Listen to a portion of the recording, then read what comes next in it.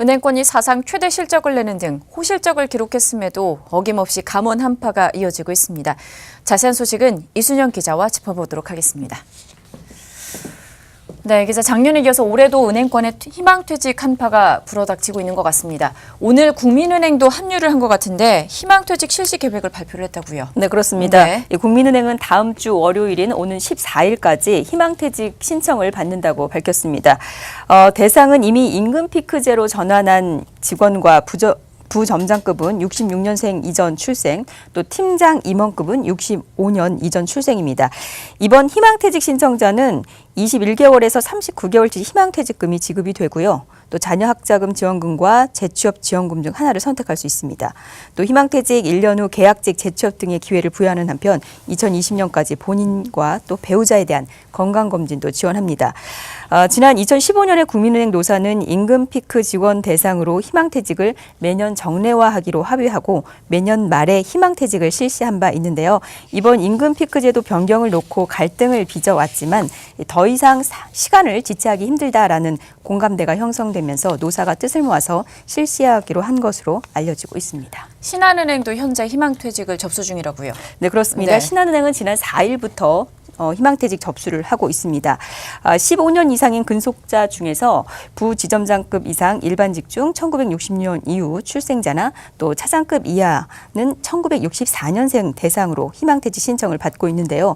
부지점장급은 지난 9일까지 접수가 끝났고 부서장급은 오는 14일까지 신청을 받을 예정입니다. 퇴직금은 근속연수에 따라서 8에서 36개월치의 급여가 지급이 되고요. 또 자녀수에 상관없이 1인당 최대 2,800만 원의 학자금, 또 향후 3년간 건강검진 비용과 창업지원금 1,000만 원도 추가로 지급됩니다.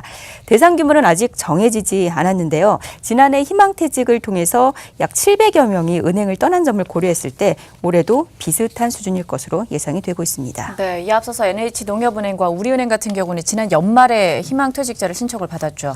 네, 그렇습니다. 네. 이 NH농협은행은 지난해 11월에 10년 이상 근무자 중에서 만 40세 이상 직원과 또 올해부터 임금 피크제가 적용되는 1962년생을 대상으로 명예퇴직 신청을 받았고 이를 통해서 597명이 지난해 말로 회사를 떠났습니다. 은행 측은 퇴직 당시에 월 평균 임금의 20에서 36개월치 퇴직금이 제공을 했고요. 우리은행은 지난해 12월에 임금 피크제에 들어가는 1964년생을 대상으로 희망퇴직을 실시했는데요.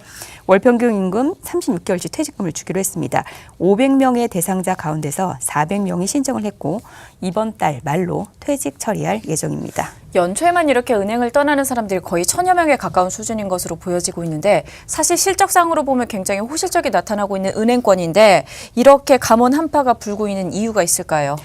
올해 경영 환경이 작년보다 좀 나빠질 것으로 예상이 되는 데다 인터넷 뱅킹이나 모바일 뱅킹을 사용하는 사용자가 늘면서 점포를 통폐합하고 있는 점, 또 신규 채용 확대 등 이런 것들이 요인으로 꼽히고 있습니다. 지난해 은행들의 경우에는 부동산 시장 호황으로 인해서 이자 이익으로 벌어들인 돈이 상당합니다.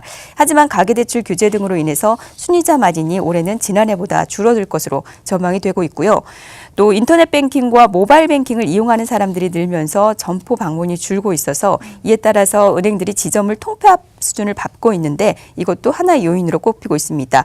실제로 디지털화 여파로 인해서 최근 3년간 국내 17개 은행의 오프라인 영업점포는 400여 개 가까이 줄었습니다. 또 그 밖에 신입사원을 뽑기 위한 것도 희망퇴직이 진행되고 있는 이유인데요. 한 은행권 관계자는 은행의 경우에는 임원 비중이 많은 역피라미드 구조로 인해서 인력 구조를 해소하는 한편 신규 직원을 채용해서 청년 실업을 해소하는 데 도움이 되고 있다. 이렇게 말하기도 했습니다. 실제로 작년에 시중은행들의 퇴직 규모는 약 2,000명 가량인데 이들 은행들의 신입행원 채용 수는 3,500여 명에 달해서 희망퇴직 인원보다 훨씬 많습니다. 하지만 전문가들은 무조건적인 인력 감축보다는 접점을 찾아야 한다. 이렇게 지적합니다. 4차 산업과 같은 이제 비대면 거래가 활성화됐을 때 필요한 은행의 최소 인원부터 시작해서 이제 감원이나 명퇴를 받아야 될 텐데요. 근데 그 받는 비율이 조금씩 은행마다 차이가 있는 거고, 그래서 보통 이제 명예퇴직을 시키면 나가실 거라고 예상을 하신 분보다 능력 있는 사람이 먼저 나가는 문제가 생겨요. 감원을 하더라도 글쎄요, 선별적으로 조금 해야 될 필요도 있고요. 네, 사상 최대 실적에도 불구하고 퇴직 한파가 불고 있는 은행권의 현상을 좀 짚어봤습니다.